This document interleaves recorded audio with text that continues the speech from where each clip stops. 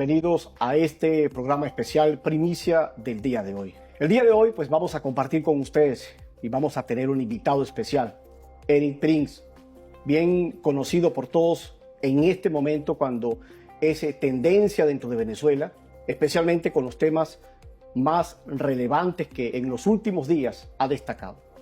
Y hoy precisamente lo tenemos con nosotros. Bueno, Erick, seas bienvenido a este programa. Gracias por haber aceptado esta invitación. Glad to be here. El día de hoy quisiera pues comenzar esta entrevista. Mucha gente quiere escucharte. Mucho se habla hoy de Erick Prince.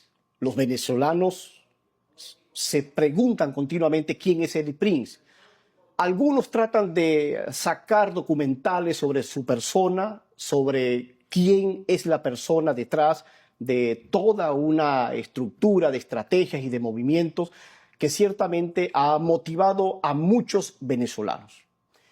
Y yo quiero comenzar haciendo una pregunta que tal vez muchos se hacen. ¿Quién es Erick Prince? I'm just another American that's been watching what's going on in the Western Hemisphere.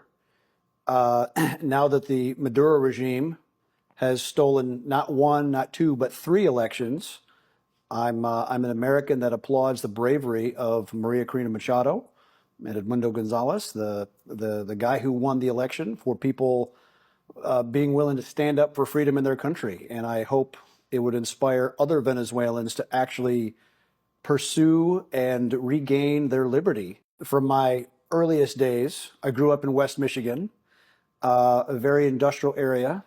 And what made America great was private property, individual rights, rule of law, the basic elements of free market capitalism.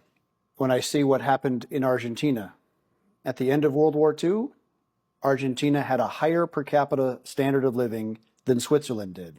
But creeping socialism, Peronistas, ruined that country, punishing levels of inflation, made a lot of middle class people very, very poor. Finally, after both those political parties were so useless, Milei comes along, starts his own political party, and he's leading that country on a path to freedom and prosperity away from socialism. In El Salvador, after the communist-inspired, sponsored civil war in the 80s, the FMLN, Farabundo Martí Liberación Nacional, they were defeated. A lot of those Marxist guerrillas became MS-13 and spread massive chaos and gangsterism to El Salvador.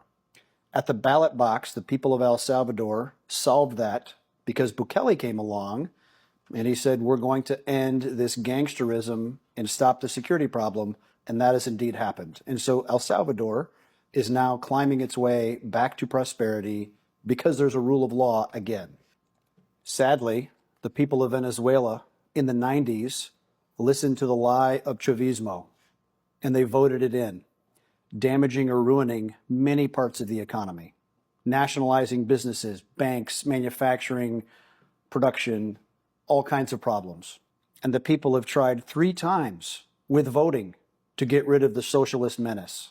And now this third time, 2-1, 70% that the opposition received in votes, still ignored by the gangster cartel running Caracas. So I hope that the Venezuelan people draw courage and prepare to push back and make the regime feel the will of the people. And the fact is, the gangster cartel is quite self-identified itself. You have a bounty of $15 million already on Maduro. It is not very common for the U.S. to have to indict a head of state unless it's really, really obvious. And the same for Diosdado Cabello, 10 million. And I'm sure there's many others, some public indictments and some sealed yet. So clearly the ruling class in Venezuela has a criminal problem. Aprovecho la oportunidad